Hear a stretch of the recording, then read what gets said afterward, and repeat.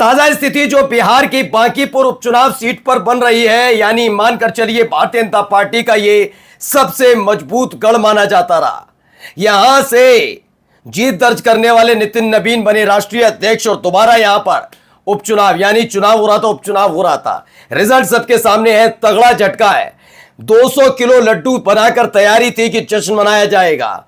केंद्र में मतलब बैठे हुए हमारे ज्ञानू बाबू यानी ज्ञानेश कुमार आसानी से जीत दर्ज कर ली जाएगी। शुरुआत में बैलेट पेपर खुले तो पूरी तरह से निश्चिंत थी बीजेपी कि इसमें तो हमेशा हार हुई है, लेकिन जीत दर्ज करेंगे जब ईवीएम खुलेगी।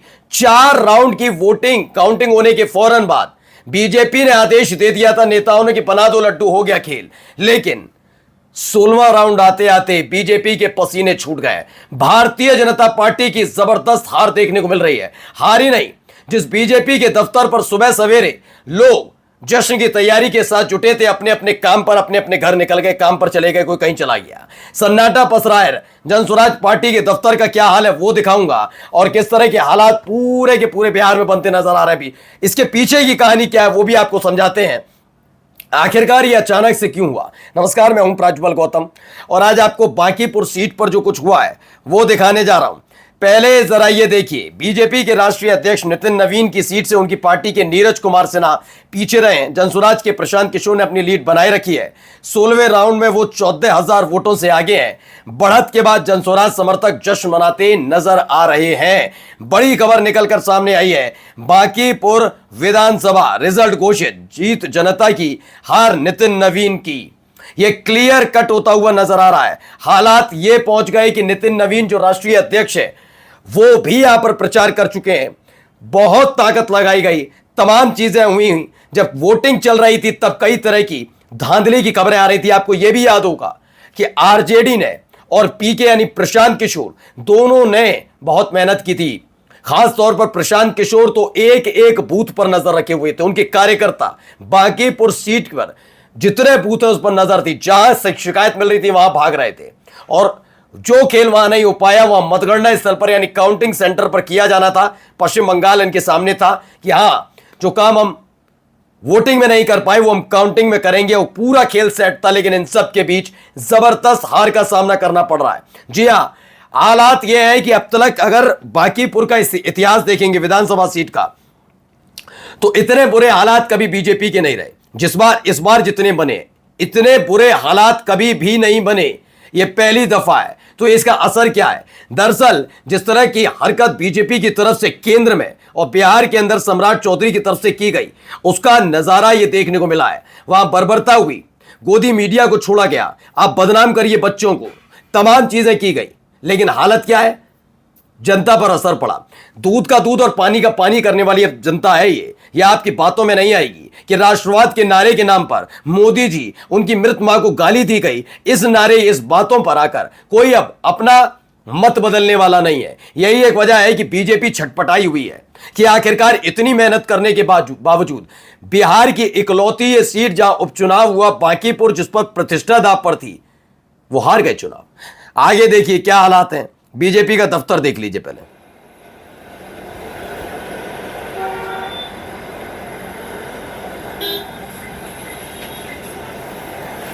ये देख रहे हैं,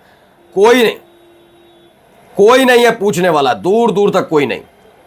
लोग इकट्ठा थे सुबह सवेरे। अगर आप देखेंगे तो यहां कुछ इस तरह के हालात बने हुए थे। जरा ये देखिए, यहां हालात थे, लड्डू बनाए जा रहे थे, अब लड्डू गायब हो गए।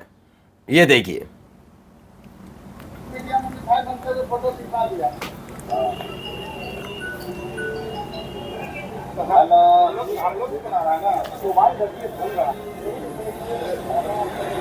भारत माता की जय, भारत माता की जय, भारत माता की जय, भारत माता की जय, वंदे मातरम। नितिन नवीन जिंदाबाद, जिंदाबाद, जिंदाबाद, जिंदाबाद, जिंदाबाद। अब आप देख रहे हैं सम्राट चौधरी जिंदाबाद, नितिन नवीन, उनमें खुद में ही आवाज में उतना दम नहीं था। ये सुबह की खबर, ये मैं अभी की नहीं बता रहा हूं। ये सब तब हो रहा था जब रात के वक्त में पूरी तैयारी की जा रही थी कि भैया तैयारी करके रखना, अब सुबह लड्डू बटेंगे। सुबह सवेरे होते होते ही सब हो जाएगा। जब बैलेट पेपर का आया निकल कर तो लगा कि हाँ हो गया। देखिए बैलेट पेपर वाले पर क्या हुआ, पहले देखिए कैसे बांकीपुर उपचुनाव मतगणना अपडेट आया बैलेट पेपर से। 2120 वोट 2120 वोटों से आगे हुए थे बैलेट पेपर में, ठीक है। 1393 वोट बीजेपी ने, 501 वोट पर आरजेडी। ये बैलेट पेपर की थी, इसी में क्लियर था। ये तो होता ही है, बैलेट बीजेपी के नेता भी जानते हैं, कार्यकर्ता की बैलेट पेपर पे तो हमेशा हमारी बेड़ा गर्क होता ही है। ईवीएम खोलने दो तब देखेगा ज्ञानेश कुमार का जादू। खोला क्या, ये देखिए जब पहले राउंड की ईवीएम काउंटिंग हुई तो 2225 वोट किसके, जनसुराज के खाते में। भारतीय जनता पार्टी के खाते में 1363 वोट, आरजेडी के खाते में 505। जब दूसरे राउंड की काउंटिंग हुई तो जनसुराज के खाते में 1570, भारतीय जनता पार्टी के खाते में 1211 वोट और आरजेडी के खाते में 159 वोट।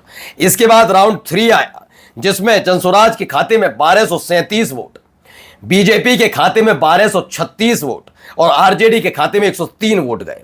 जैसे ही स्थिति बनी तीसरे राउंड तक ऑर्डर दे दिया गया, जश्न मनाओ, नाचो गाओ, भीड़ इकट्ठी होने लगी, लड्डू बनाए जाने लगे। भैया हो गया अब तो ज्ञानेश कुमार का काम, जादू काम कर गया। चौथे राउंड में और दम आया इनमें। देखिए जनसुराज पार्टी को 1237 वोट, भारतीय जनता पार्टी को 1254 वोट और आरजेडी को 117 वोट। यानी उस समय जनसुराज का जो लीड प्रोसेस था चौथे राउंड तक वो सिर्फ 1205 वोट था। लेकिन नजर बनाकर तब भी रखी जनसुराज ने। प्रशांत किशोर ने मतगणना स्थल पर तने रहे कि कहीं ऐसा ना हो यहीं से खेला हो जाए, क्योंकि हर बार ये यही करते हैं। बैलेट पेपर से लेकर 4 राउंड तक बीजेपी जोश में थी, क्योंकि बैलेट पेपर का पहले से ही नतीजा पता होता है कि बीजेपी को कोई पूछेगा नहीं। ईवीएम में खेला होता है तो उसमें आराम से होता रहा। तो 4 राउंड तक ये सारी चीजें चलती रही, लेकिन उसके बाद लड्डू वड्डू सब बना लिए। लेकिन जैसे ही 8वां 7वां 8वां 9वां 10वां ये करते करते 16वां राउंड आया, बीजेपी पस्त होती हुई नजर आई।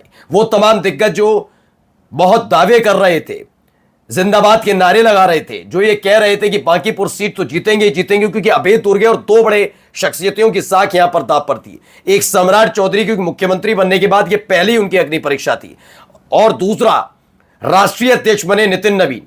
तो नितिन नवीन अगर राष्ट्रीय अध्यक्ष है उसके नाते ये सीट जीतना और ज्यादा जरूरी था। जैसे आपको याद होगा मल्लिकार्जुन खड़गे वाला मामला, कर्नाटक जीतना बहुत जरूरी था, वैसे ही ऐसे ही ये जीतना बहुत जरूरी था कि जहां का आपका राष्ट्रीय अध्यक्ष हो वहां चुनाव जीतना बहुत जरूरी होता। वो सीटें हार गए। बांकीपुर सीट जहां से भैया आपका राष्ट्रीय अध्यक्ष है वो चुनाव नहीं जिता पाया, तो सोचिए क्या हालत है। अब देखिए जनसुराज के दफ्तर पर क्या हो रहा है।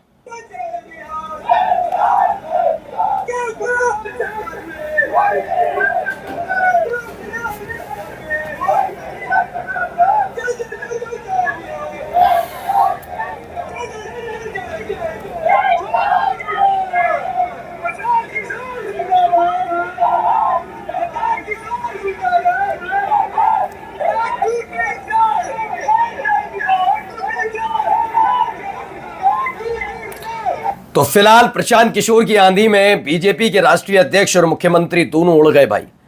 दोनों को बहुत उम्मीद थी कि चुनाव जीतेंगे, कोई नया तोहफा मिलेगा। हालत दोनों की खराब है। नमस्कार।